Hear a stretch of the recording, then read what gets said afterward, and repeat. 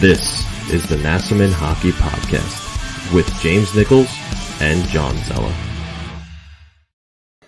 All right, so how worried were you guys? Because I wasn't when Arthur Stable tweeted, "Oh well, Oliver Wahlstrom's not up from the taxi squad, so he might not play tonight." I bet you guys were scared.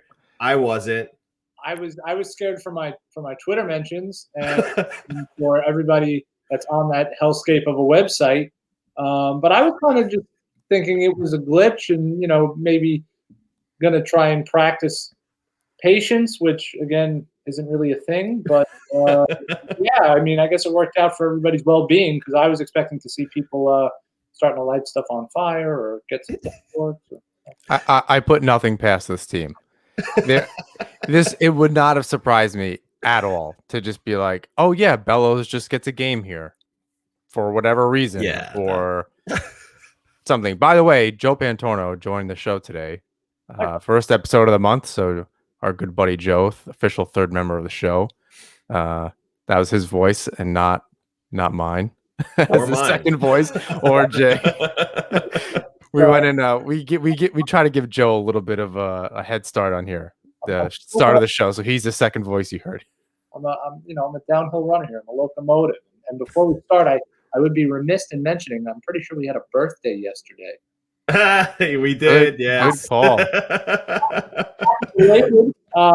And yeah, everybody who watches this and has the patience to put up with hearing this voice and seeing this mug, yeah.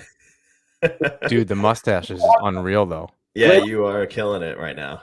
Listen, I appreciate it. It's something I got to look back on when I'm, 50 or 60, and kids want to look at pictures of dad, and this is one way to date myself and say, "Hey, kids, your dad used to be cool. He never was, but it's okay." Well, mustaches are super in right now, so you're on the trend. I'm riding the wave, baby. That's it.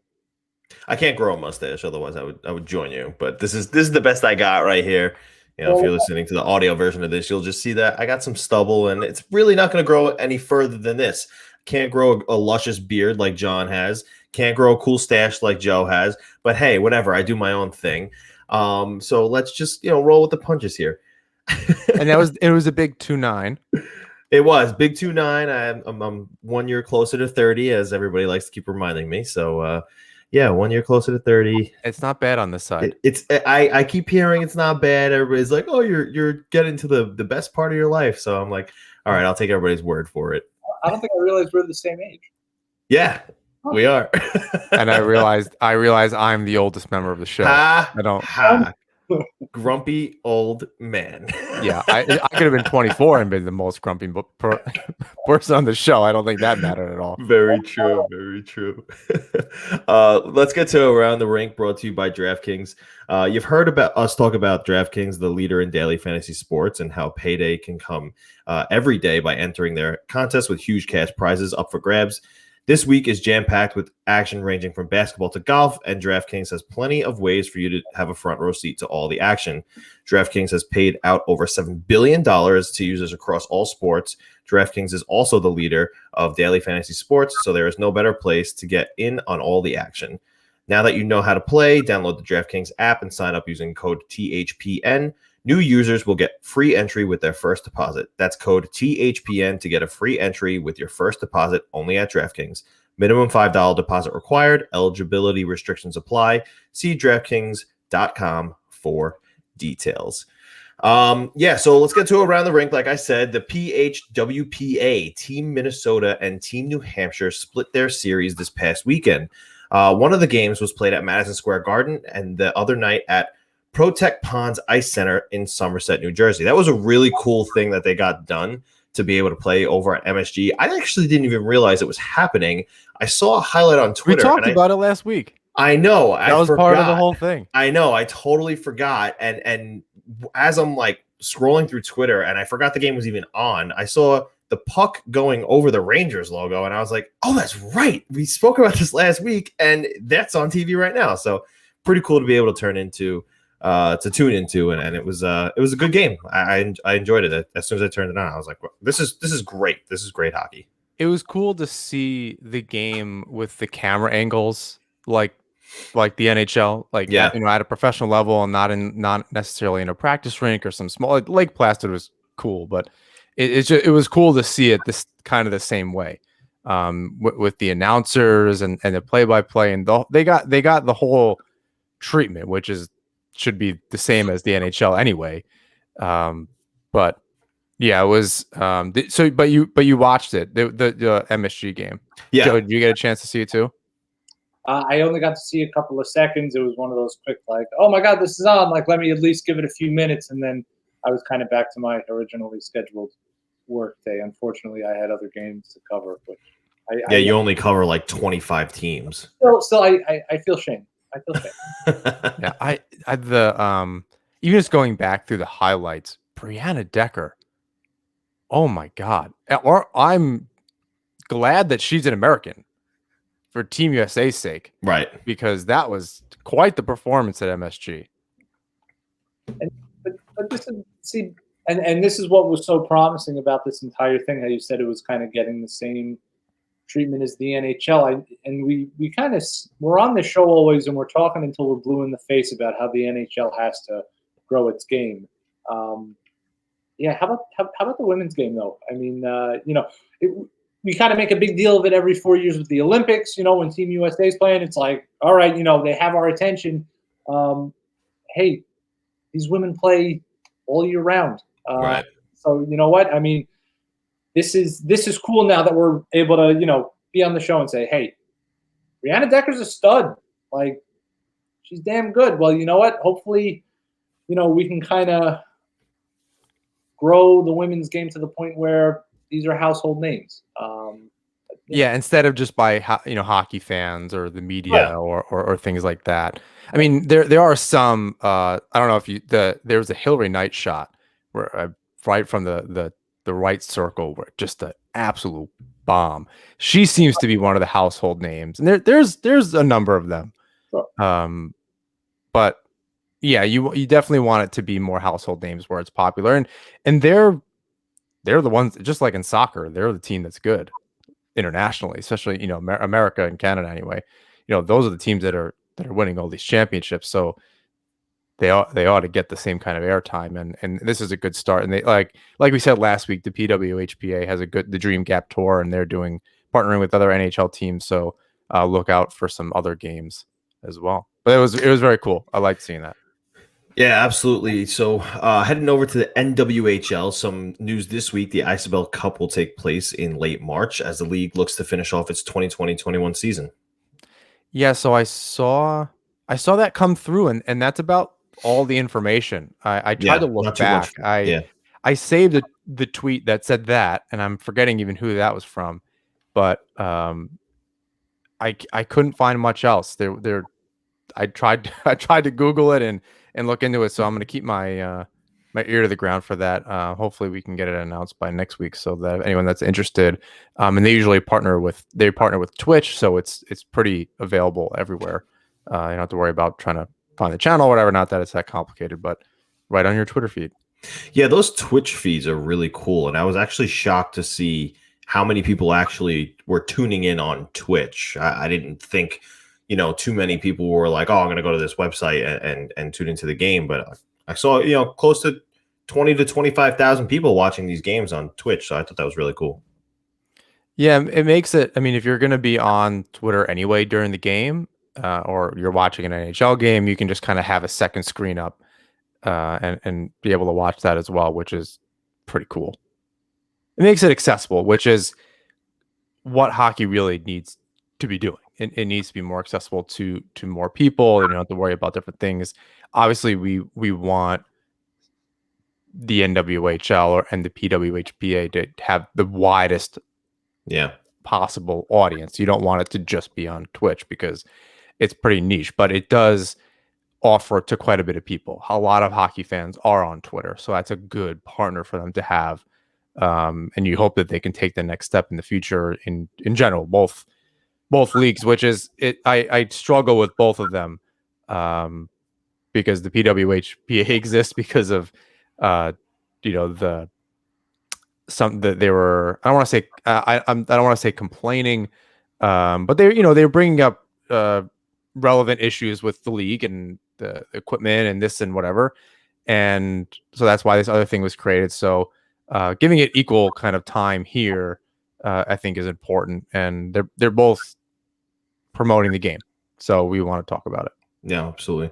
Kind of brings us into our writer, personality, media member of the week there, right, John? Yeah, Joshvina Shah at Ice Hockey Stick, which is such an amazing name. She along with a bunch of other people providing kind of an amazing perspective on the hockey community right now. They're a reporter with the College Hockey News, but has offered a much needed critical voice within hockey across really all the leagues. Really critical of the NHL, but doesn't shy away from both of the women's leagues either, which I appreciate. I think we all need to be a little bit more critical of the whole thing, and I think we've done that a little bit on this show when different things are going down and kind of calling it out, and we should absolutely be doing that. But it's definitely an example to follow of just kind of when someone needs to be have something critical said about them when it's actually wrong. It's a great example to follow. So definitely follow them rather on Twitter. Definitely worth it. And even just like for hockey news, they are a good follow for that, not just for the critical stuff, but it's a good perspective there as well. Absolutely. Let's head over to the NHL and let's talk about the Jack Eichel trade rumors that are going around right now. Joe, maybe you can chime in on this a little bit. There has been some chatter that Buffalo may look to shop Jack Eichel. I know that, right now the things in Buffalo are not going well.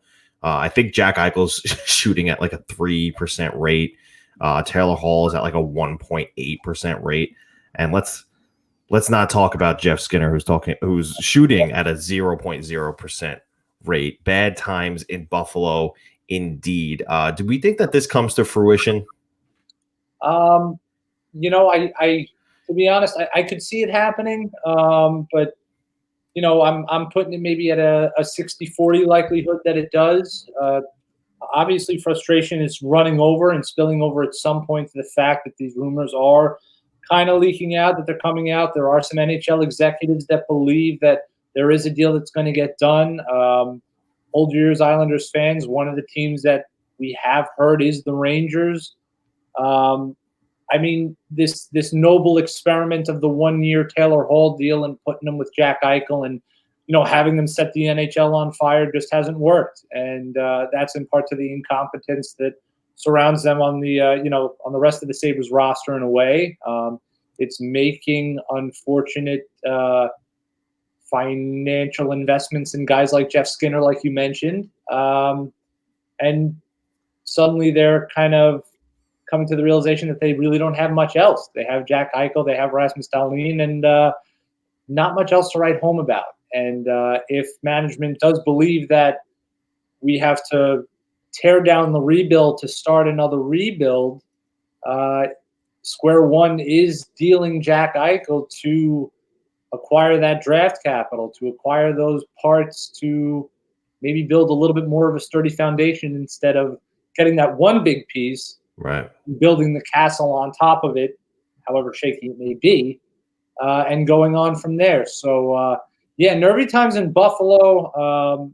It's a great hockey city, great fans, and it's really unfortunate the way things have been playing out the last few years. They just can't get it together. For Jeff Skinner, after that 40-goal season, what's the contract supposed to be?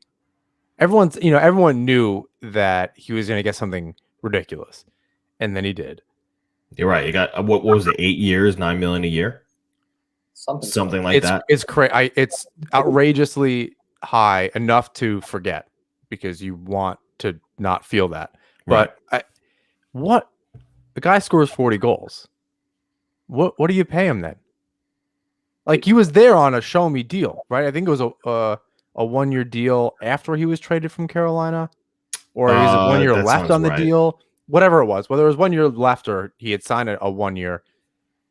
What do you actually like? What should have he been paid? I have no idea what that number is supposed to look like, because then he walks, right? You want the guy that just scored 40 goals. There's no reason he's going to regress, but not to 14 last season and then 0 or 1 or whatever he's at. I keep thinking about that. Like, what were they supposed to do?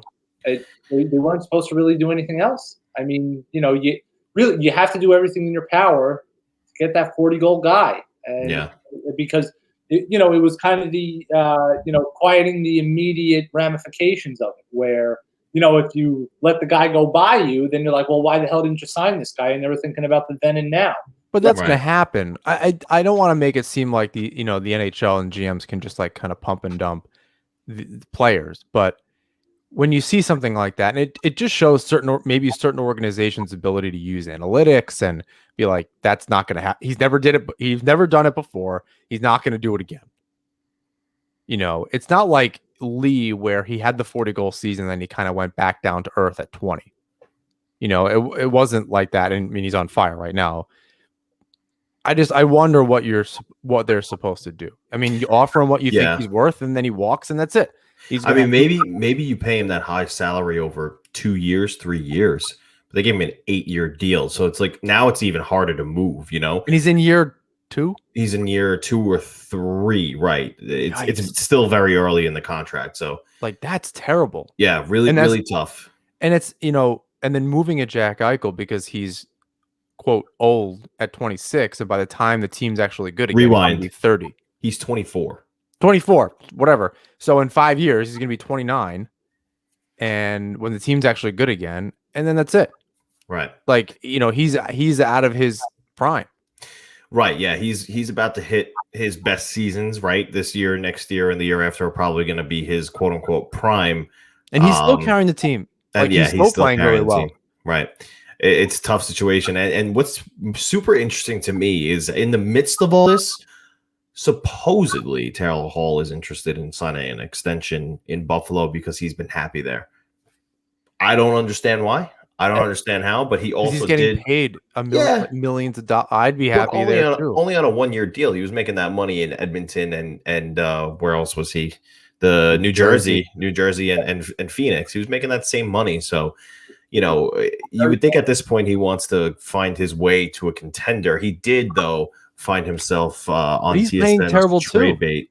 Yeah, he's only got 1 goal in 18 games. And this is like him and Matt Duchene are like, who wants these guys? They're too old. You're not signing them to a long-term deal. They're not playing well. Right. I will say this. Could you imagine, because both of those names were linked to the Islanders a year or 2 or 3 years ago. Could you imagine if they were performing like this on Long Island? Yeah, that would be a tough situation. At the same time, though, you're talking about 2 completely different organizations. Oh, for sure. So sure. I don't know that Taylor Hall put himself in the best situation to succeed. Even though it sounded appealing to go to Buffalo with Jack Eichel there, Sam Reinhart, Ristolainen. It's just that organization hasn't proven in a long time now that they're ready to contend. And he probably should have decided, like, this is not the place for me if I want to win. He needed to do what Hoffman did. Right. Absolutely. Take a few less $1 million. You're going to get killed this year in all the fees and all. I can't even remember what it's called because it's so dumb. Escrow and all that stuff. You're going to get killed in it anyway, similar to what Barzell did, and just took a lower salary this year, and it goes up over the next 2 seasons because they'll make more in 2 seasons from now. And net anyway, and went to a contender. There's no reason not to do that. He could have went Boston or something on a cheaper deal, like anywhere, almost anywhere. But it's clear Montreal. But it's clear that he's putting a premium on. Well, he's not putting a premium on contending and winning. It's putting a premium on whatever you want to call it, contentness, on dollar bills, whatever you want to call it. Because, there was a time 2 or 3 or 4 years ago, 30 other NHL teams would have wanted the guy, and he could have cherry-picked which organization he was going to. So, whatever you want to call it, chasing the almighty dollar or not, because, you could go to New Jersey, Arizona, Buffalo, Edmonton. What was the joke? He was, he was the number 1 overall picked Hurst wherever he went. So I don't know. There's got to be some kind of correlation here where either he's just, it's just bad luck, or he's just not cut out to carry a team to contention.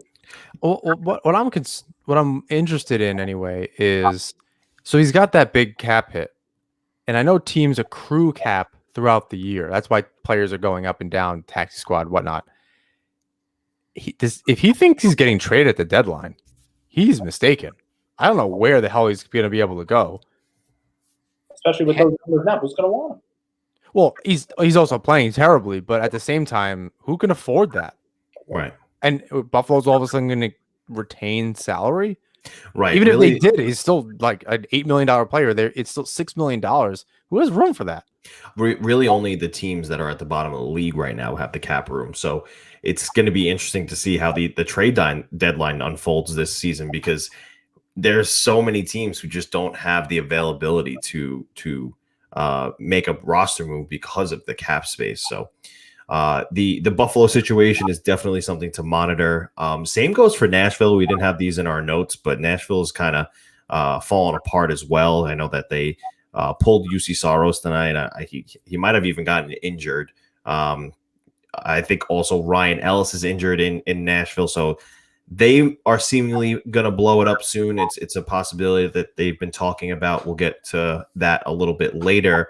But before we get to some more transactions throughout the NHL, there was an interesting topic that came up between a couple of THW writers, and then our colleague Sean Filippi wrote an article on this, that Patrick Kane is already the best American-born player. And that raised the question amongst the three of us, is that indeed true? Is Patrick Kane the best American-born player?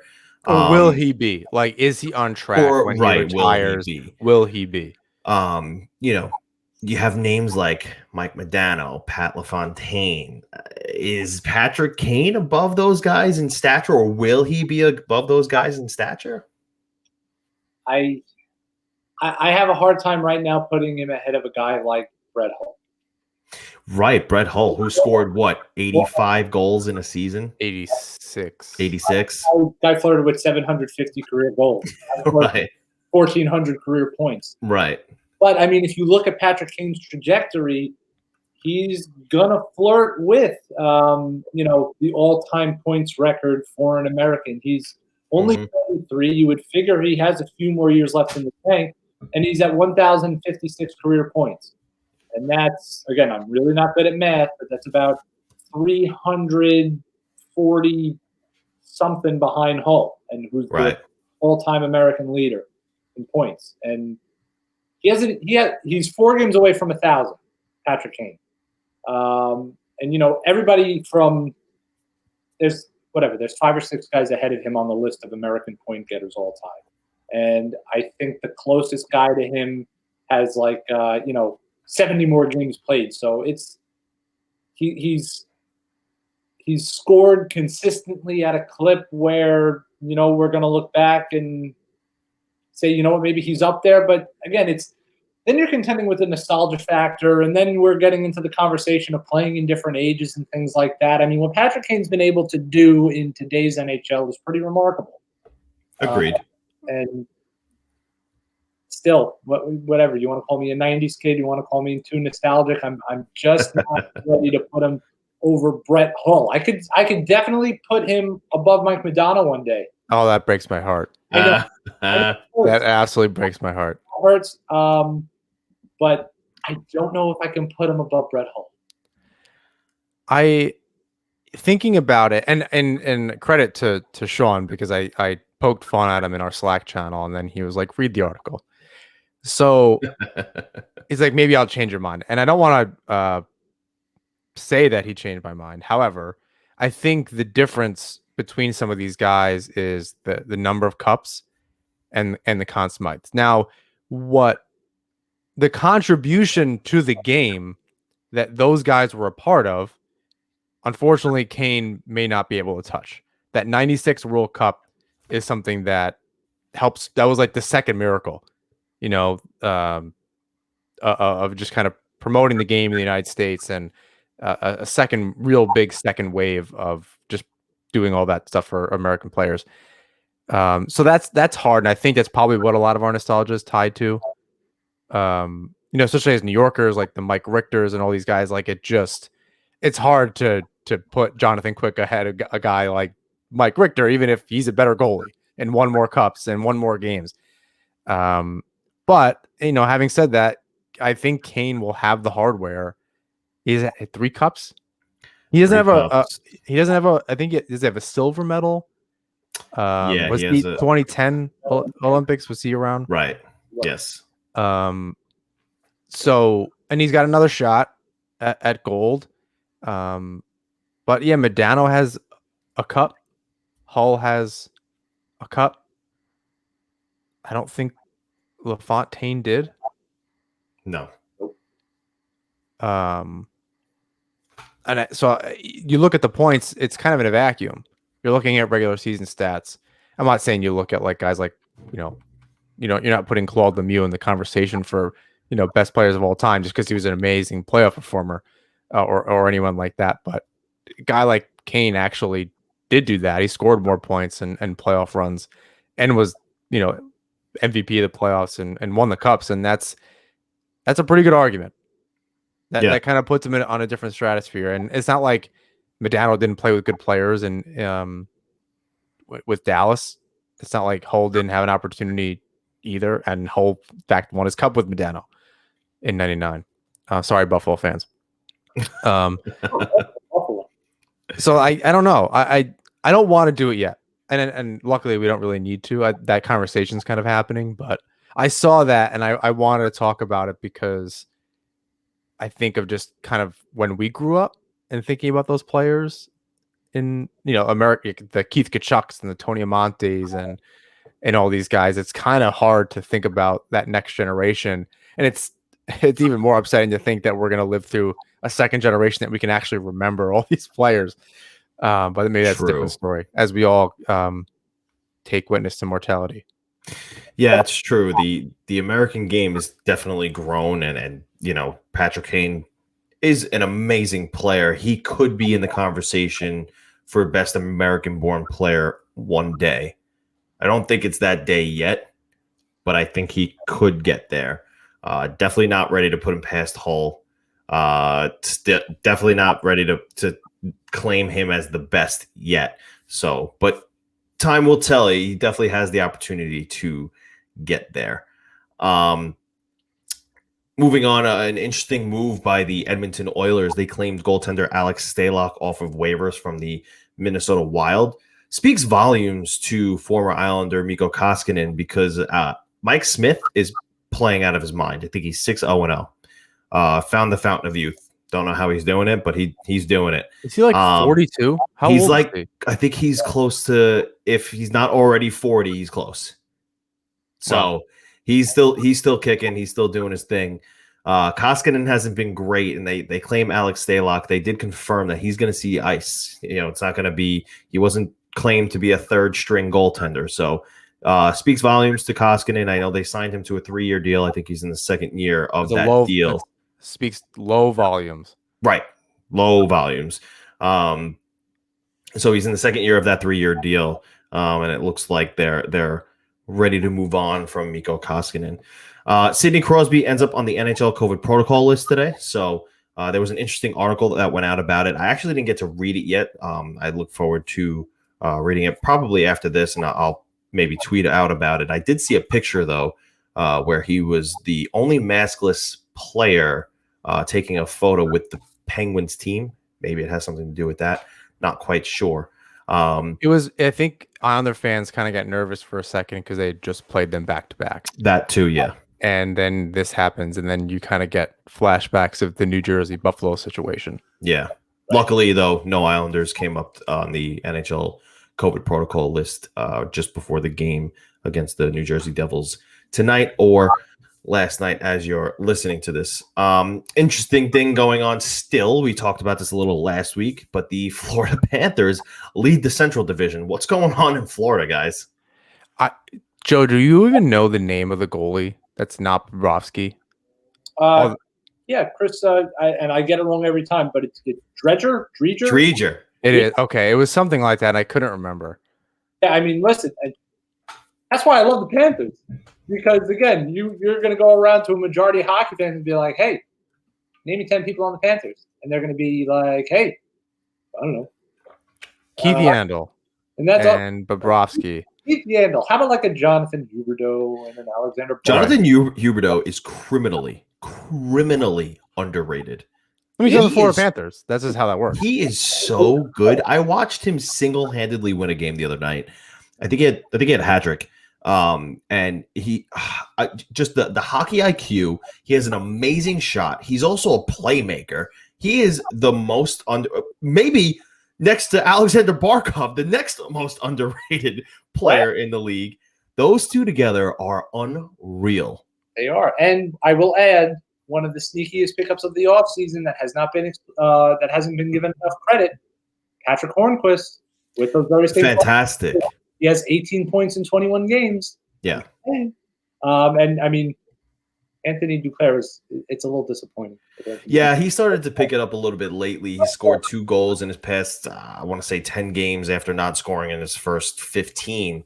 But yeah, the Penguins are definitely hurting without the presence of Patrick Hornquist, and the Panthers are reaping the benefits. Although if you ask the Islanders, the Penguins are doing just fine. But yeah, so it's very cool to see Florida doing as well as they are, especially with Bobrovsky not really being the 1A there. It's kind of going to Dreger. So it's going to be another interesting thing to see what happens with the expansion draft, right? Because are they going to – I think they have to protect Bobrovsky according to his contract. I think he has a no movement, no trade. So I don't think they're allowed to keep him exposed, which means Dreger might be one of the goaltenders on the go there. Well, they have those two. They have 2 goalies in the system coming up. If I'm not Spencer Knight. Spencer Knight is one. I don't remember the name of the other. They played each other in the World Junior Championship, like in the final. Oh, that's right. Oh God, I'm blanking on his name, but he was really good. And they both played ridiculous. Yeah, it's throughout that tournament. So it was. I think they'll be fine.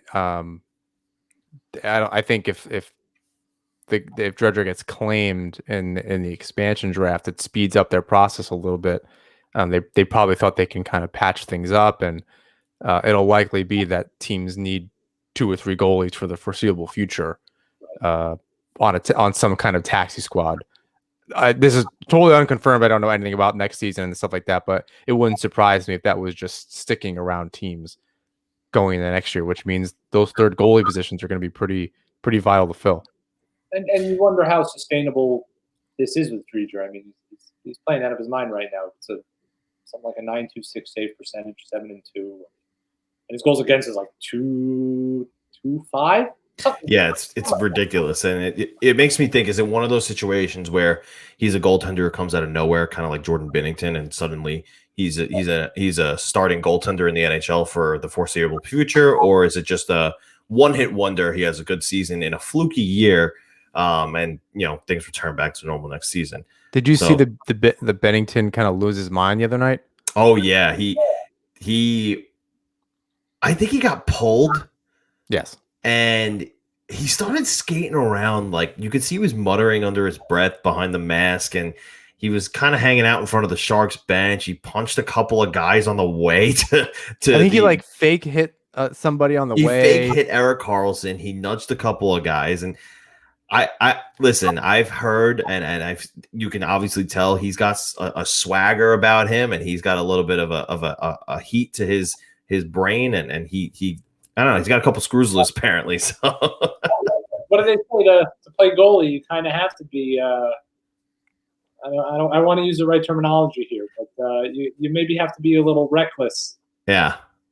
Up here. Yeah. Something like that. Yeah. So he lost his mind a little bit, but whatever. It's the NHL. We're allowed to do these things. Was it like Carter Hart had a similar kind of trajectory? Like he won a bunch of games really early in his career. There have been a few goalies like this. Mm-hmm. But even before Binnington, obviously, that kind of come into league and take it by storm, and then they kind of fizzle out. Who? Matt Murray. Oh yeah, Matt Murray. Exactly. When he took over for Marc-Andre Fleury, they wound up leaving him exposed. Fleury goes to Vegas. He's playing incredible right now. Yeah, Then they end up trading Murray because he's not too hot, and now they got Tristan Jarry. So, yeah, it's tricky with goaltenders. They're not all Carey Price out there. So, well, you don't want to be Carey Price right now. Right now, no, but historically, Carey Price has been pretty wonderful. Sorry, they're not all Semyon Varlamov, the best goaltender in the NHL, hands down. Well, I mean, Carey Price has just been on some not good teams, and then he plays for Team Canada, and it takes home a gold medal. But he obviously puts up good numbers in the regular season. This is kind of the first. Well, it's been on a downward trajectory. Again, that's where taking a look at some of these things, like are these players or teams going to regress? That's something that was kind of surrounding the Islanders for a long time. Can they sustain this? Right. And for Price, I think he just played too many games over too many years, behind not great teams. So he had a lot of work. They didn't go on any kind of crazy playoff runs in quite some time. Last year might be the exception. So I don't know. Maybe his numbers up. Yeah, I think what was it? Yarrow Halak moves on from Montreal, and Carey Price takes over the net, and then there was really never any certifiable 1B there, or even a backup. He got in an 82 game season, he probably got 60 starts for I don't know, 5 or 6 straight seasons. So he's probably a little worn down. When he was healthy, and bear with me, healthy. I'm just going to go down the list here. He had 72, 65. Yeah. And then it's like Martin Brodeur numbers. Exactly. 72 in the 2010-11 season. 72 games. He went 38, 28, and 6 with a 9.23 save percentage. Oh my God, that's nuts. And 2.35 goals against. That's a lot of games to be sustaining that kind of a number. Really, the last goalie that we saw kind of pull that off was Braden Holtby. Yeah, that's true. It's kind of proven where, and I don't know the equivalency. I don't know if it'll catch on here, but it's making sure that you have that goalie platoon where, say in baseball, you're not going to have your starting pitcher beat your horse and go out there and pitch 7-8 innings every game. Now you have teams kind of messing with the analytics, going with the openers. Kind of the same here in the NHL, where you have to have a pretty good goalie tandem to at least sustain some kind of contending success here. So I think in the past, when there was less parity, I think you put your goalie in the game. If we had a back-to-back, for instance, you put the goalie in the game you thought you had the chance to win. Yeah. Now that you need to win more games, you need 2 good goalies. You need to be able to be comfortable putting in both at any time, because especially this season, and last season too, as far as the Islanders, the Dallas Stars were concerned, a couple other teams that started to kind of utilize this a little bit more. Yeah, there are still a lot of teams that there's a very clear difference between their goaltenders. Also, the Rangers even have that now too, with Shesterkin and Georgiev. So they were attempting to do that in Washington, being able to kind of lighten the load on Lundqvist, although his birthday is today as well. So a lot of birthdays. So yeah, I think they were trying to do that with Samsonov. I think he's injured. So it's just kind of everything is pressure cooked this year. Yeah. You miss a week, that's 4 or 5 games. That could be kind of a big deal. Sure. And just throwing it out there, the last 2 seasons, the leader in minutes played in the NHL, Carey Price. Yeah, that doesn't surprise so me. there you go. He's kind of worn out in Montreal. Guys, we have some fans in the buildings these days. They've been in places like Arizona and Florida. They've been, but tonight we saw New Jersey the first time, had fans in the building. What do we think? 13 NHL clubs have had either some fans in attendance during the 2021 or announced plans for limited capacity later this month. What are our thoughts here? There's a interesting development going forward. I think it's wonderful. I kind of have been lucky enough to be one of the few that's actually been allowed in NHL buildings Not jealous. over the last year. And no, I mean, and yeah, I get it, and I get that a lot. I get that a lot. People are like, "Oh man, I'm so jealous." When you walk in the building though, and you're in Nassau Coliseum for an Islanders Penguins game, and the place is empty. I mean, But the parking must be phenomenal. Yes, the parking. I mean, the parking was always good because we kind of have our side lot where Shut up. it's not bad. No, but I'm just saying, like, I walked in. You walk in and you're sitting there and you're like, I shouldn't be here. You need. It's such a big component of the game, which I'll be honest, I sort of took for granted, and obviously I think we all kind of took for granted, just being able to go to a game and see your favorite team. It's a huge component of the game that's been missing. I've certainly missed it dearly. Sure, it's cool to kind of hear what the players and the coaches are kind of saying or yelling at each other or the referees or whatever. But at the same time, it all kind of feels hollow. And this little step, this 10% capacity at most of these buildings, hey, it's a step in the right direction. It's better than nothing. And yeah, and you know what? A few days we'll get fans at the Coliseum, and I won't be alone with just the writers. So it'll be nice to maybe not hear myself think as much too. So that's a plus. I just hope it goes well. I'm Yeah. concerned. Yeah, I'm much more of the mind to just kind of wait. We've been waiting. Things kind of go up and down. We saw some states today lift a lot of mandates and open things up. You can just take a wild guess as to who they are. We won't mention them here because I don't want to give them any airtime. But that it's that kind of stuff that'll just reverse things, and that's what worries me. I'd rather these teams are starving for dollars. I totally get it. And most of them are season ticket holders. They've already paid or whatever the case is. So I don't know that it's any new revenue. They could provide some. I don't know what they're doing for things like concessions. Joe, you can report back on what's available, because I think of things like, you could still line up, even if it's a 1,500 people. If half of them go to the bathroom at intermission, it's still a lot of people. They're not in the concourse; they're all in line for something or online for something. But yeah, I'm not entirely sure what that looks like. I'm much more of the mind to just kind of not go, relax, let it, when we can all kind of be together, or 50% or something, when it's like actually safe, more people are vaccinated, so on and so forth. It just worries me. I don't want a reversal. I don't want to go back down to zero. I'd rather see it only improve. And you have every right to worry. And yeah, I kind of carry that same worry too. And obviously it depends on the venue. And I think a big reason as to why we didn't see Nassau Coliseum get on the wagon with Madison Square Garden of the Barclays Center opening up on February 23rd is because the Coliseum as a space itself lacks really the opportunities to fully ensure 100% of the time safe social distancing. Where you said it, John. I think most of the people watching or listening, they've been to the Coliseum. It's tight. There are high school hallways that are wider than the concourse at the Coliseum. Like, it's just like you can touch both walls if you walk over there. It's incredible. And then God forbid you put some people in a line or whatever. Right. And it's crazy. And if you again, most people know the Coliseum, there's the lower bowl and there's that walkway in between, whatever you want to call it. And then the upper bowl.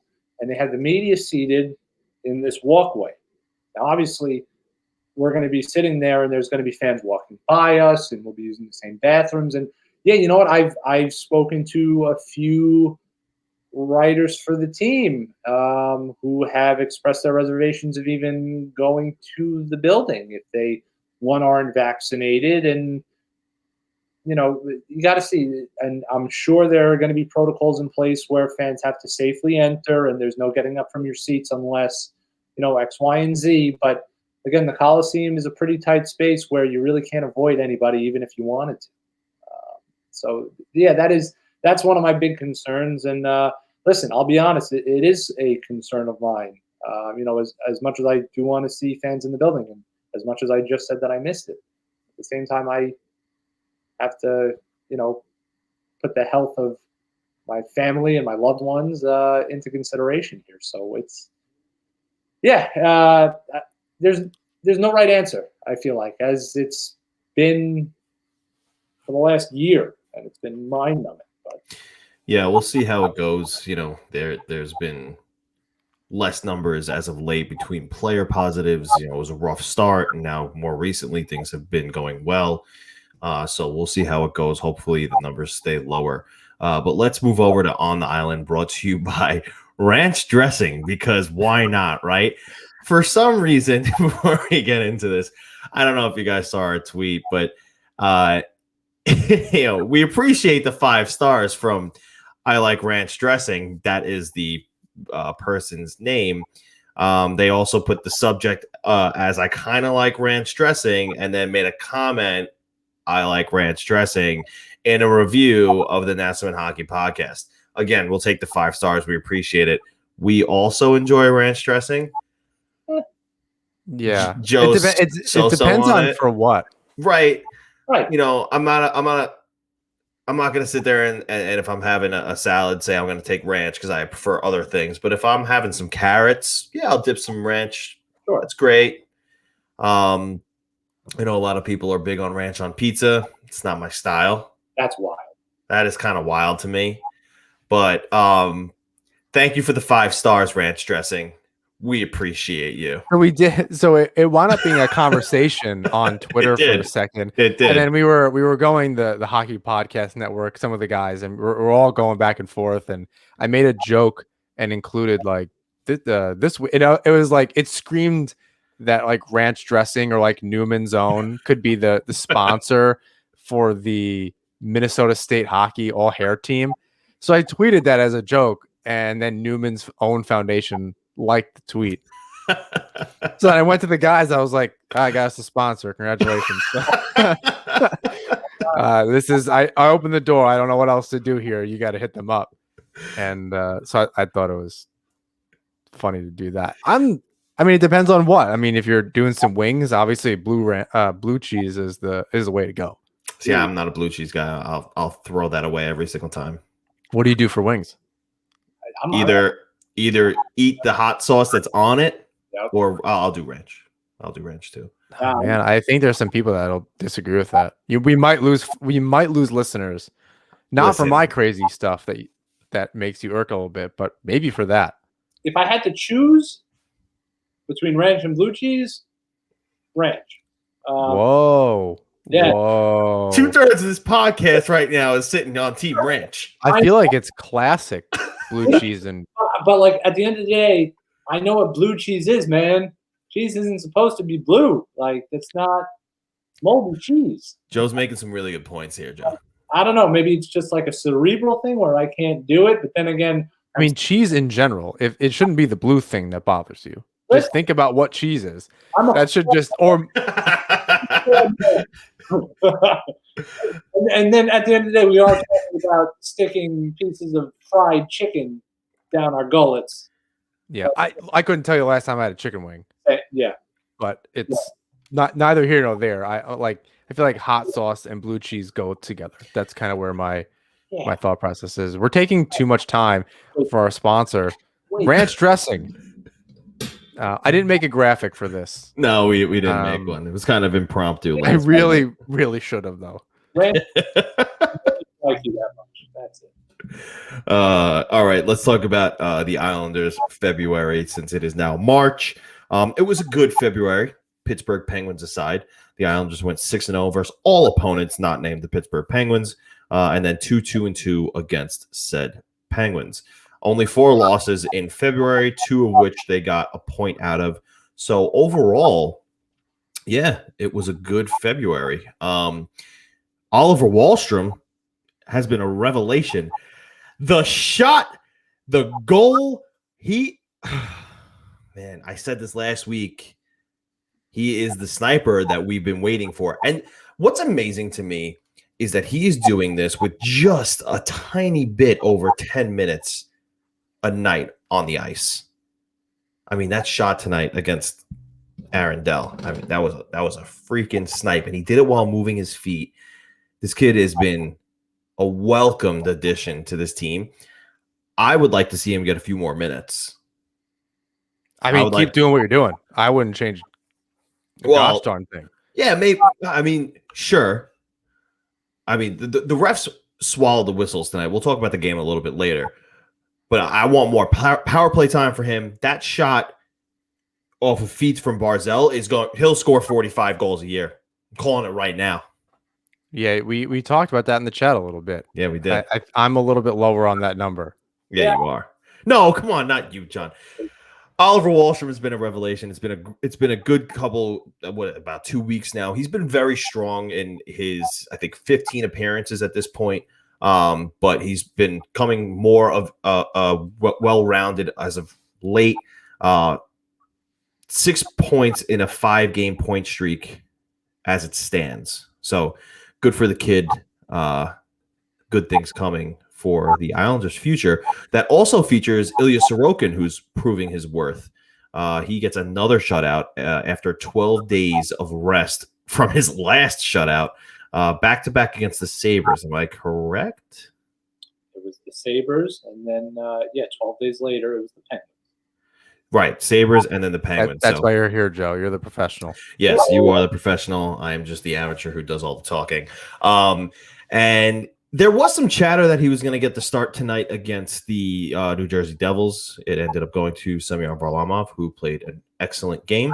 But Sorokin is proving his worth. Trotz has said that he is going to be giving him definitely more time. It's definitely necessary, too, because two starts ago in Varlamov's last start before the Devils game tonight, he definitely looked like he needed a rest. He had been playing every other day with just spot starts from Sorokin. So it's good to see that Sorokin has built the confidence in Trotz. And actually, Joe, you had a couple of quotes from Trotz that you got the other night in speaking to him, correct?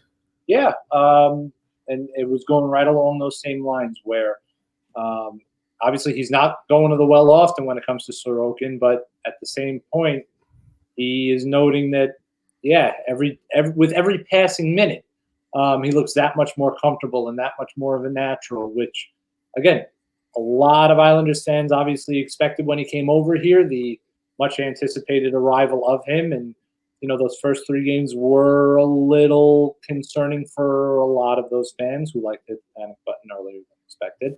But no, this is the Ilya Sorokin that we were expecting, and it's also the Islanders' defense that's playing well in front of him. Both of those shutouts, he only faced 20 shots. And then when he was called upon, he looked pretty darn good. And really the hardest thing for a goaltender to do, which Barry Trotz echoed a couple nights ago after that shutout on Sunday, is to stay sharp when he isn't facing a lot of shots. And you're playing the Pittsburgh Penguins, and you only faced 2 shots in the first period. So that is really a testament to just how focused he is, and the composure, really. Again, you're at the time he's playing in his 5th NHL game, and he looks that good on 12 days of rest. That's pretty darn promising. And Trotz realizes that, and especially now that you are starting to see the fault lines in Varlamov's game after such a red-hot start, this is where this goaltending tandem, this is why it's here. And this is the Islanders' bread and butter, and now we're going to start to see it a little more. For Sorokin, if outside of that first game, if you just take his last 4 starts, he's got a 1.5 goals against and a .935 save percentage. Now, even outside of that, his numbers aren't terrible. They're probably league average with the Ranger game. Outside of that, he's even in the losses, he's played pretty good. He's looked way more focused. He seems to be finding a groove.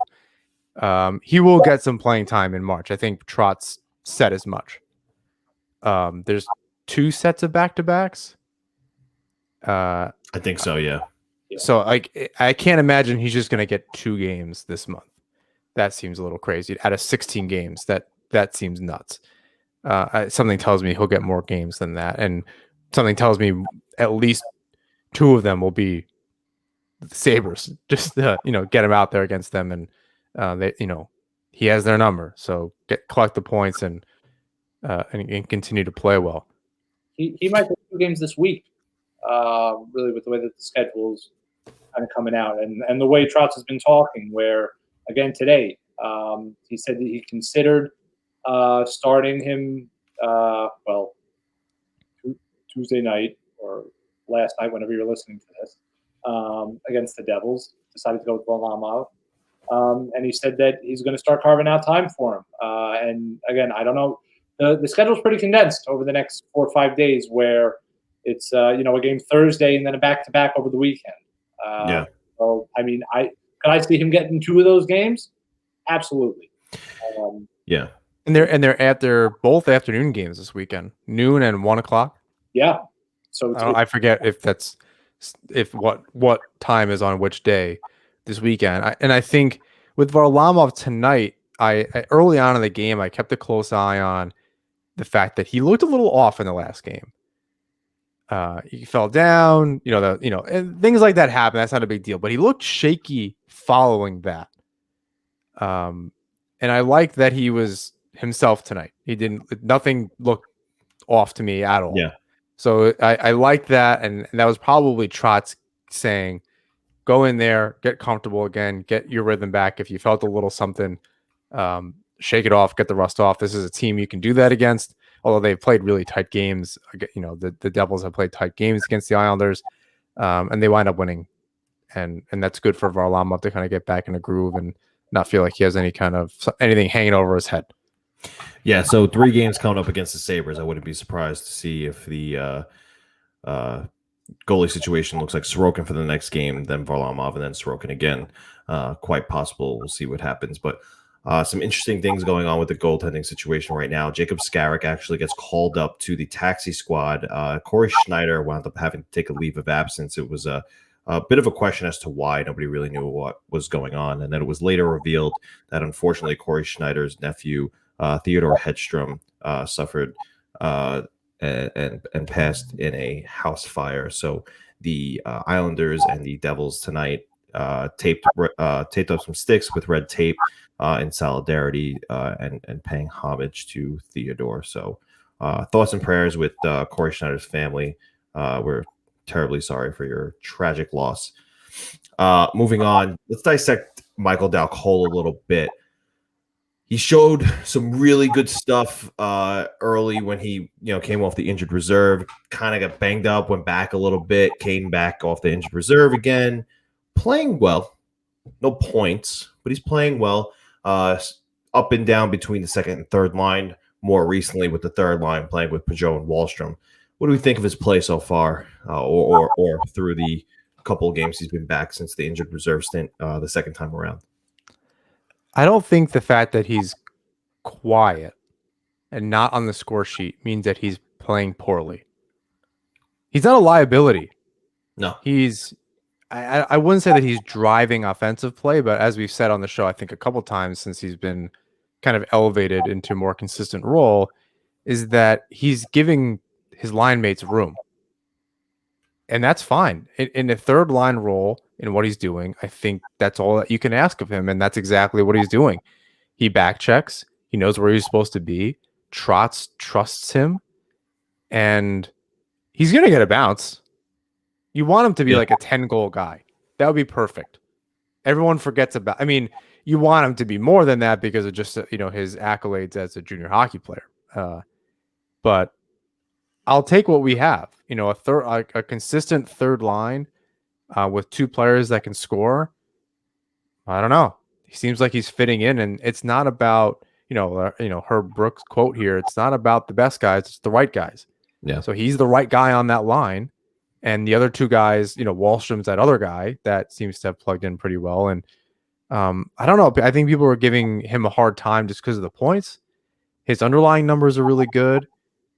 I said, he may not be driving play, but he's helping in the D zone and he's giving them room. So I don't have anything bad to say. Until he starts being a liability, he's good in my book. People need to realize that you don't need a 20-goal scorer at every position in your lineup. And John, you pretty much hit the nail on the head there, where having a quiet night follows the line of no news is good news. Michael Dal Colle comes in, he does his job. He's very strong on the forecheck.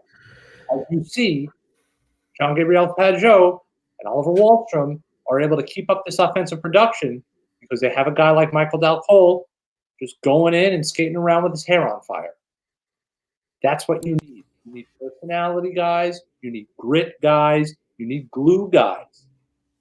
Michael Dal Colle, and this is going to get people feeling some kind of way, is a glue guy for the New York Islanders. And again, I agree with that. You have to throw draft expectations and juniors numbers out the window because remember when Cal Clutterbuck was a scoring machine in juniors? Remember when he was a skill player in juniors? Right. Even in Minnesota, he's a 20-goal guy. Sure. Throw it out the window. It's about your role. It's about team. And listen, how many times do we have to say this until we're blue in the face? The Islanders are a system team. This is Barry Trotz's system. There's a reason why guys are playing when they're playing. And it's customary for every person with a Twitter account or a social media account to go on and bash their keyboard and question why this guy is making these decisions. Well, you know what? 99% of the time, they've been working. Unless it's Komarov. Unless it's been working. I didn't say it. But, no.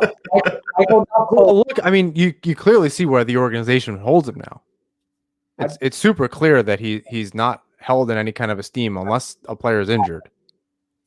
He's not getting the time. He's a Leo Komarov is a great 13th, 14th forward option that can kill penalties and can get under the opponent's skin.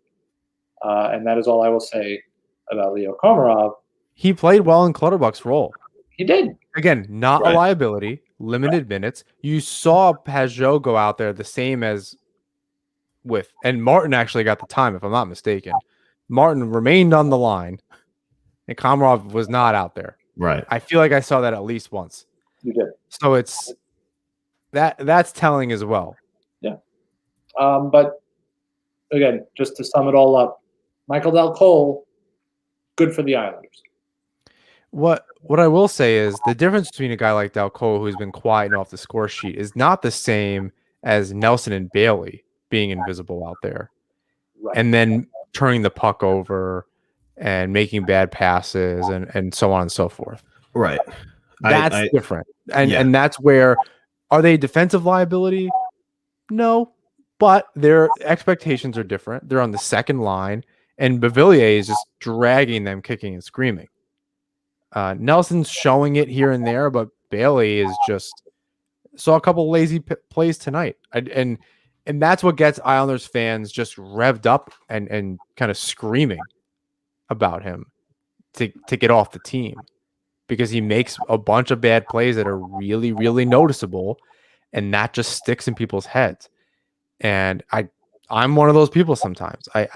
He's so frustrating because it's very clear he can play the game. He's 30 years old. He's got a few years left in him. It's not like he's going anywhere. But it's unbelievable that just continues to happen. And there's no accountability because there's no one else to play in those positions. What are you going to do? It's pretty remarkable that the Islanders are where they are, flirting with the top spot in the Eastern Division, in spite of Josh Bailey and Brock Nelson going missing for very large spells of this season. This season. The whole very long spell. And again, it shows what good guys like Michael Dal Colle can do. Yeah, I really agree with that. That's a very good statement, and I was thinking that before. More people are on Michael Dal Colle not scoring than they are on Josh Bailey or Brock Nelson for not playing well as a whole, right? Dal Cole is bringing everything but the scoring. Let's call a spade here. He's doing all the right things. But he has two guys on his line that scored 4 or 5 goals and 8 or 9 goals this season. Right. So he's doing all the right things. He's playing to his role the right way. Nelson, I feel like, is coming out of it. I think he's starting to get there. Maybe not tonight. He was quiet tonight, but Bailey, I don't see coming out of it right now. He's stuck in the mud. He's not moving his feet. Like you said, he's making some silly plays. There are a lot of times where I just see him, chuck the puck in any direction just to get it out of his own vicinity. And that was what Dal Cole do. He just treats it like it's a hand grenade. Yeah, and he just needs to get it off his stick. Yeah, I think the biggest thing with Bailey right now is he's just got to get his feet moving. He's turning pucks over like crazy, and that's large in part due to the fact that he's not moving his feet. So, that being said, Dal Cole good. For those of you who don't understand what we're saying, Dal Cole good. And we're going to move on from Dal Cole. David Pagnotta of the fourthperiod.com had an interesting link for the Islanders, and he didn't just allude to, he stated that he has the Islanders linked to Philip Forsberg if Nashville decides they're going to up and trade their 26-year-old sniper. And this is something that we spoke about last week, and now it's it's a little more public knowledge that Philip Forsberg is going to be available. It's going to be hard to do.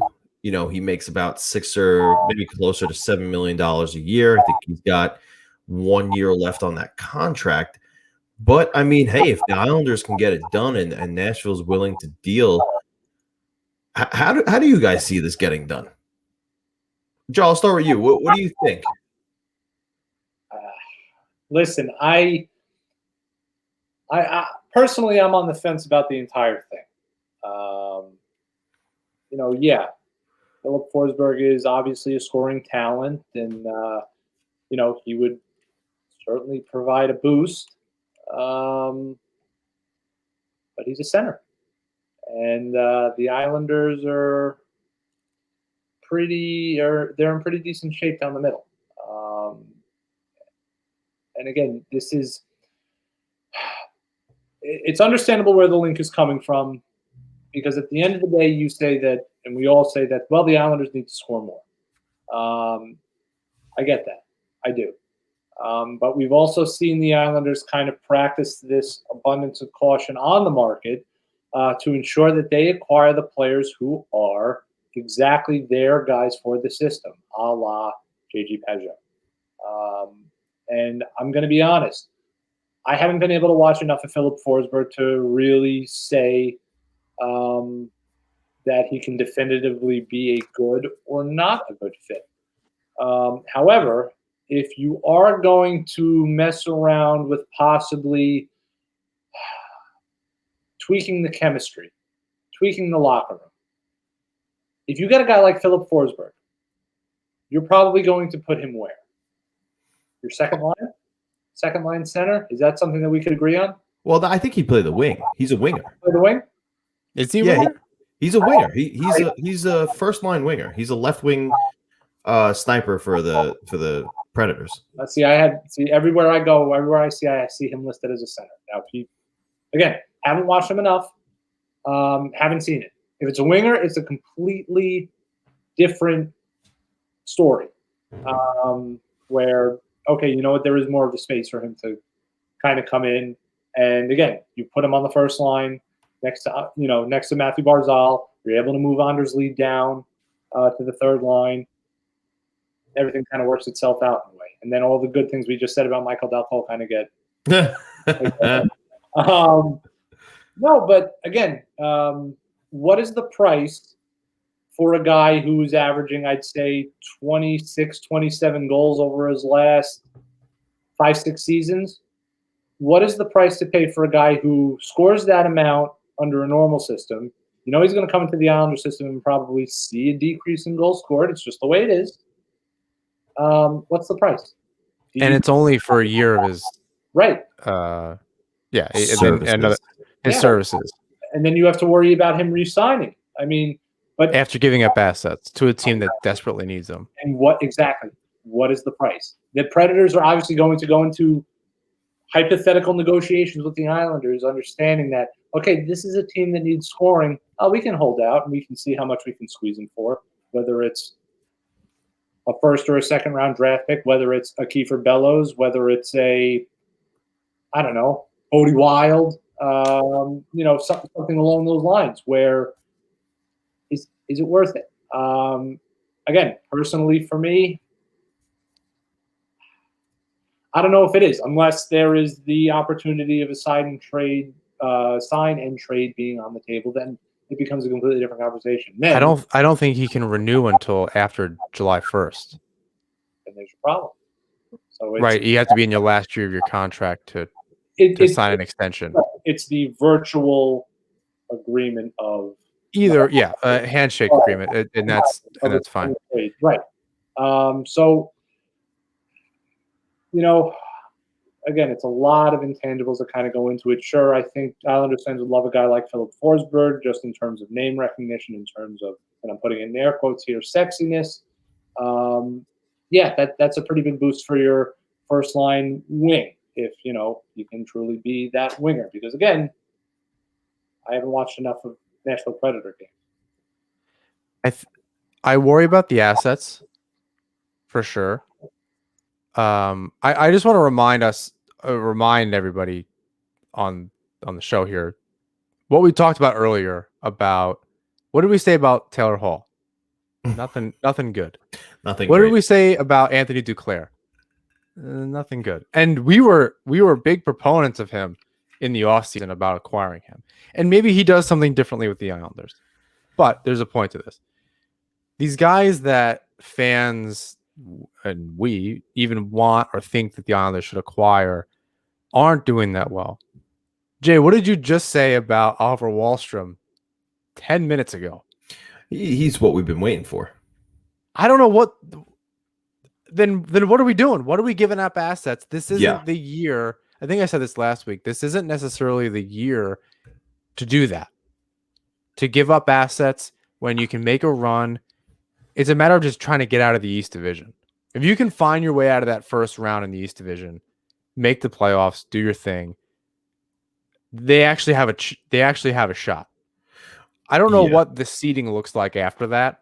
It'd be really embarrassing if I had a hockey podcast if I didn't know that. But I can't. I think my issue is this offseason with the expansion draft and all this stuff going on. I don't know that you do that.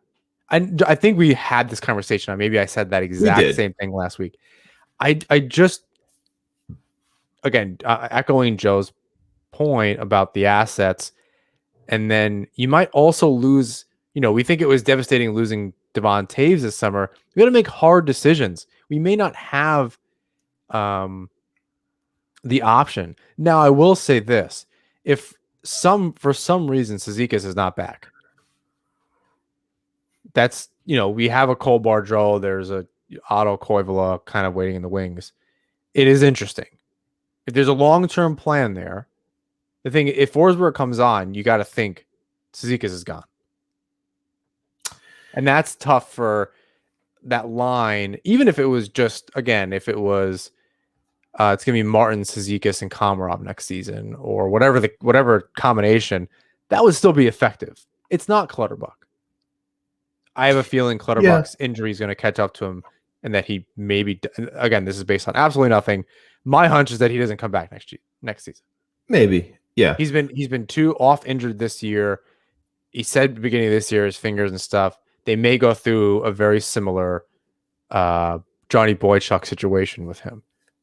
My feeling is that they retire now. They go through something. His cap hit's not terrible, but in these kind of situations where the cap's not going up, you need whatever his cap hit is. I want to say $3.5 million. I'm making things up. That's it. That sounds right. Okay, so you got it. Now made up for the lack of information before. Great. So, but that's the kind of like $3.5 million is a big deal. and that makes having a guy like Komarov on your roster a little bit easier. I just don't understand how they make it work right now unless there's something that we don't know, and that often happens with Lamoureux. So that's kind of where I stand on it. Listen. I don't see why we would need to do it unless there was like a long-term plan here. You're both right. You're both right. That we said the same thing. Of course, we're both right. Well, all right. Let me get to my point here, pal. I think you're both right in the sense that it's going to be tricky. It's going to be dicey. How you get it done is going to be hard. I think I have a little bit of a different scouting report on Philip Forsberg. I don't think it's going to be the same situation as, say, Taylor Hall or Anthony DeClaire, however they're doing with their respective teams. However, I will say a week and a half ago, I was all for this. Fast forward, now Oliver Wahlstrom's starting to emerge.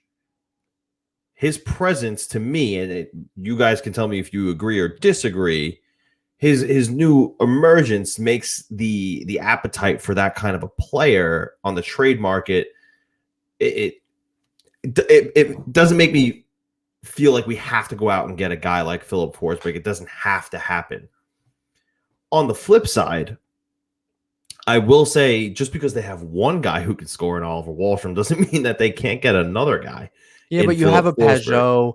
You're right. Have Barzal and Lee are at a good clip. Eberle, I think he hasn't scored in a couple games, but like that's not a big deal. And so then all you need is like your trade deadline acquisition is Nelson waking the hell up.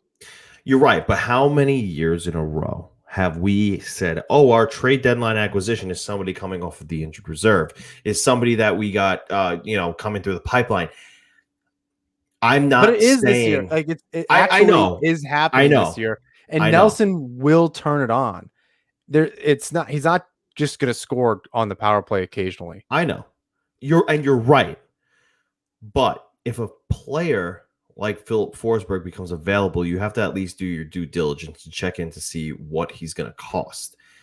Let's just say that Nashville's got to make a choice. Do I want to do a full-blown rebuild where I am selling everything, or do I want to get some young NHL players back and kind of try to fast track it, right? If they're saying let's full-blown rebuild, those are the kinds of teams that take on contracts that they need to get themselves to the floor, the salary cap floor. It might work out where we have 3 second-round picks. Maybe a couple of those, a first-round pick and a prospect packaged with, argument's sake here, Andrew Ladd's $5 million cap hit. I was waiting for it. Maybe those contracts can swap. We can work that out. And listen, I'm not saying they have to do this because, yes, Oliver Wahlstrom's play has made me feel like it's not completely necessary. But why not? If you have the draft capital, if you have a couple of prospects they might be interested in, why not go get a player and become a favorite in the East Division that doesn't have a favorite right now? See, that last part is why I get where you're coming from, and I guess I'm playing devil's advocate here. At the end of the day, we're talking about a team that made the Eastern Conference Final last year. At the end of the day, we're talking about a team going into this season who constantly said, we're going to do everything in our power to figure out how we're going to take the next step. We're talking about a team that, can get to the playoffs, can obviously, as we're watching right now, flirt with the top of the division on this defensive system. And we're also talking about a team where, again, we saw it in each of the last 2 postseasons, everything kind of sputter out because they lacked that killer instinct in front of goal. I get that. So I can sit here and, again, I can understand where everybody's coming from, especially with guys like Michael Dal-Cole. Do you need goals from him right now? No. Would you like goals from him? Sure. It's those top guys. It's those second-line guys. You need, like every winner that we've seen in God knows how many of the last decades, you need that 1 or 2 really killer lines where they can turn a game on its head on its own. Right. And I think that's where if the second line turns on at any point and everyone else kind of remains even somewhat in gear, that's a deep team. Yeah, I mean, definitely. the fourth line is going to be in the zone, even if they're not getting a whole bunch of shots. Although we saw Martin get 5 goals the last playoffs, but if Pajot and Wahlstrom, there's 2 guys that can score goals. Then you got the whole first line that can score goals. Eberle 2 years ago pretty much single-handedly beat the Penguins, and it's the second line. And Beauvillier is getting back to form. He missed significant time in this season. Yeah, And you're right. but I think, even again, all he needs to do is really find his touch, which he kind of did against Boston. That was an incredible play, pickpocket in front of the net and scoring that goal. If only Nelson really needs to get going, and this is a 4-line team that's pretty tough to beat. Like offensively, And I agree. And I guess I just don't know. Is this the year? Like, are you going for it because it's a short year, and then next season you're going to go, yeah, well, we gave this up and that and a first-round pick, and Islanders really don't have a lot of offensive prospects. They do really well on D, and that's what worries me. Like, Bellows maybe not being the player that we thought he was going to be, and it's only Wahlstrom. That's one less guy. Here's the thing. You're saying like, oh, do we do it in this year? Right now, there's no favorite in this division. If this move, let's just say this is the move that gets you to win the cup, why not? A couple of 30-goal seasons under his belt. He's only 26 years old. Typically, and we've said this before, when guys come to Long Island, they like Long Island. They want to stick around. They want to stay. I'm not saying that this move has to happen, but with the emergence of Wahlstrom, who they're not going to move, he's not going to be part of the deal. They're going to tell them no. Dobson's not going to be a part of that deal either. Who does that leave? It leaves a couple of the prospects who are up and coming: Bolduc, Wild, Salo. Maybe Kiefer Bellows is part of the equation. Maybe picks are part of the equation. But that big package of picks and prospects who are possibilities to make it in the NHL could be the consolation will have to be, yes, you also have to take Andrew Ladd's $5 million cap hit, but you're getting a big package here. You're getting some foundation to restart your rebuild. Nashville's built on defense. So they'll take a Bolduc, they'll take a Wild, they'll take a Salo. For a 30-goal scorer, Salo hurts. I don't want to trade any of these guys, but if it gets you a 30-goal scorer who the Islanders have been craving, fans have been screaming for, that's going to put this team over the edge. Look at the Lightning. They got Kucherov, 30-goal scorer. They got Stamkos, 30-goal scorer. They got Braden Point, 30-goal scorer. They got all of these guys who can score, who are superstar talent. I know that is that talent, and it will make them that much deeper. Now, you're making a very good argument here, James. You really are, because as we're getting deeper into the season and we're talking about these hypothetical scenarios of, okay, well, you know what? If this, within the roster, if Brock Nelson wakes up, if Anthony Beauvillier gets on a hot streak, if Josh Bailey wakes up, you're constantly playing the what if, and all the stars kind of have to align at the right time, and everything, everybody has to get hot at the right time for the Islanders to take that next step. I'm not going to say win a Stanley Cup, but to take that next step, it has to be that perfect storm. One more scorer, maybe, named Philip Forsberg. Again, this is just me playing devil's advocate. He could be that guy to maybe be some insurance, be a safety net. What I said last week was, if it happens, I'm going to forget about it until the end of the season. If he comes to the Islanders, I'm going to enjoy it. It's going to be a good move. I know it's a good move bringing on this guy. He's almost at a point per game this season. He's playing kind of out of his mind on a team that's not playing very well. He had 21 goals last season. He has 9 in 21 games this year.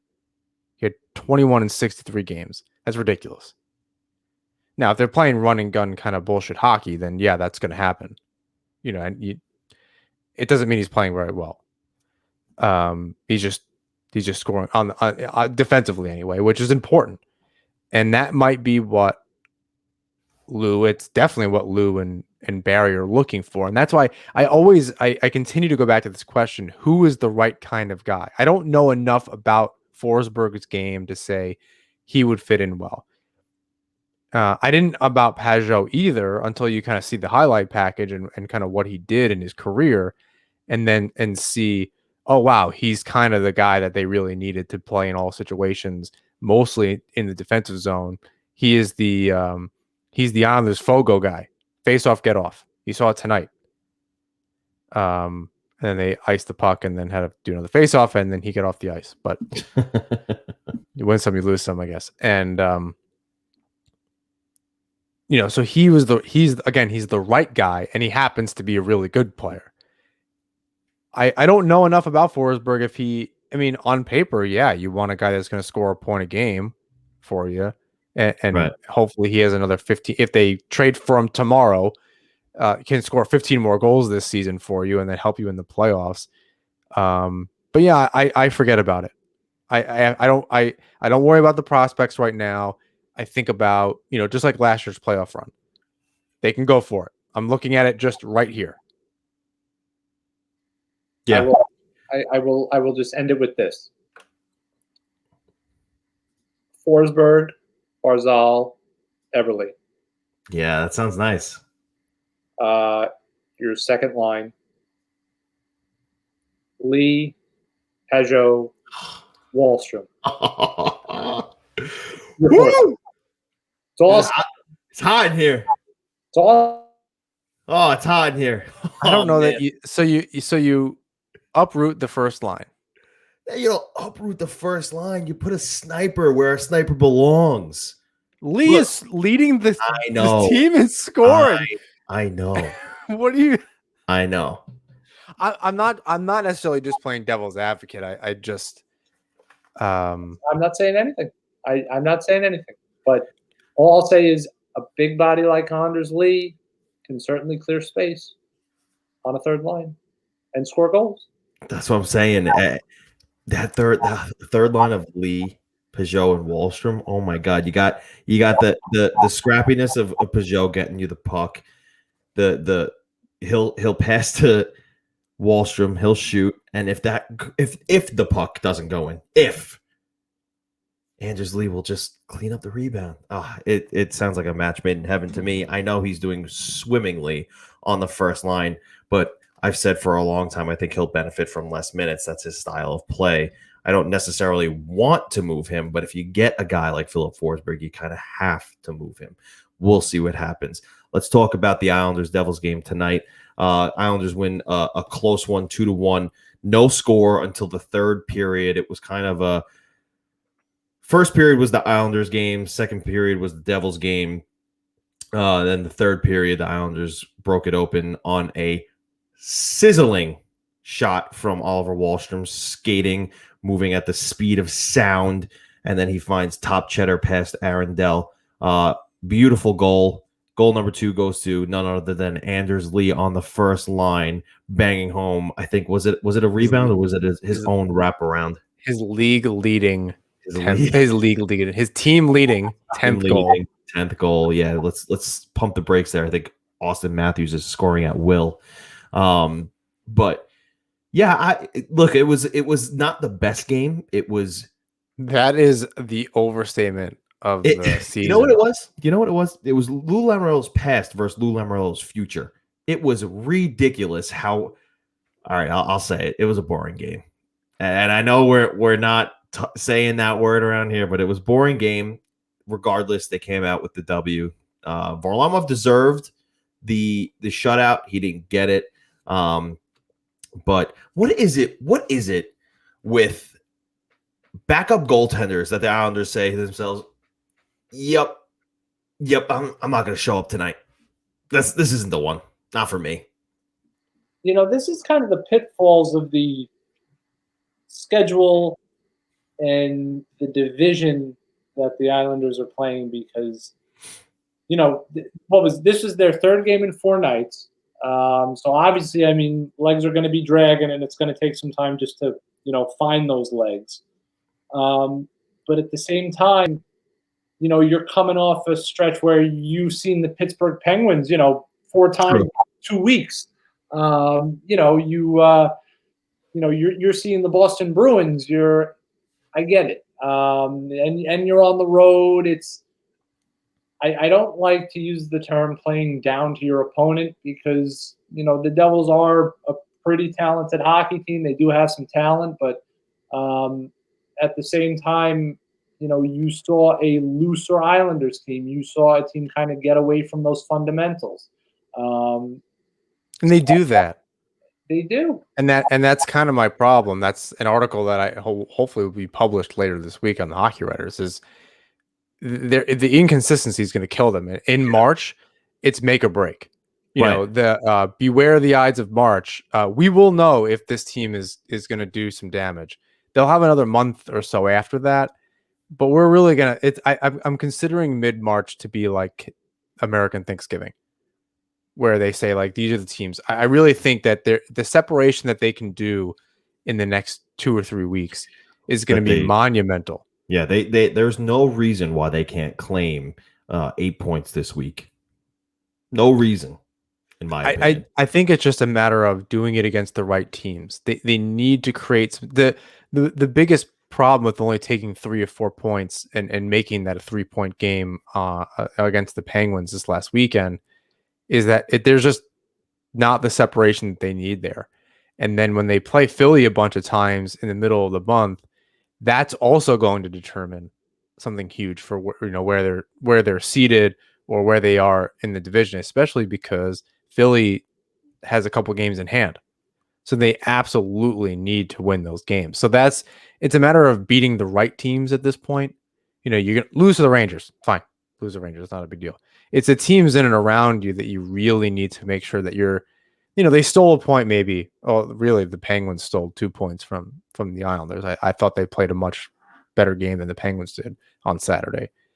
And we didn't really talk about those games from over the weekend, but it's that inconsistency that's really going to kill them this month. That, and it's usually, I think my issue and what I wrote in the article is it's not a period or two that they clunk. It's like a handful of games at a time. Yeah, that they just fall off, and you just kind of hope that they can rebound pretty quickly.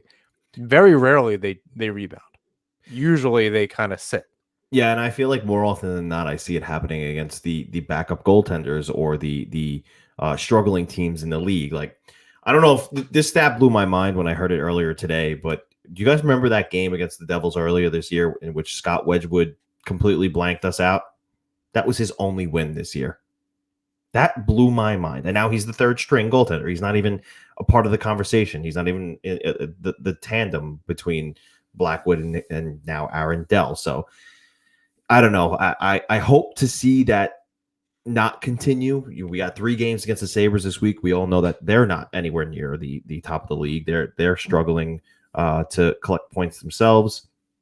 Nothing too hot going on with Jack Eichel, Taylor Hall, any of the stars that are supposed to be performing in Buffalo. They are not. We will see how the rest of the week shakes out. What do we got? Today is Tuesday, so we got Thursday, Saturday, and Sunday against Buffalo, guys. It's going to be, man, Victor Olofsson scares me. He's the only one right now, and Jack Eichel, who really scare me. But we'll see what happens. Thank you to the Hockey Podcast Network, the Hockey Writers, and, of course, all of you, our listeners.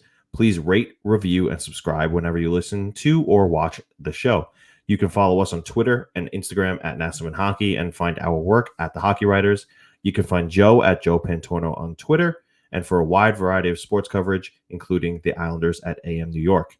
You can check out our Patreon to support the show and get access to our weekly newsletter, additional articles, and bonus episodes. Until next time, everybody, let's go Islanders.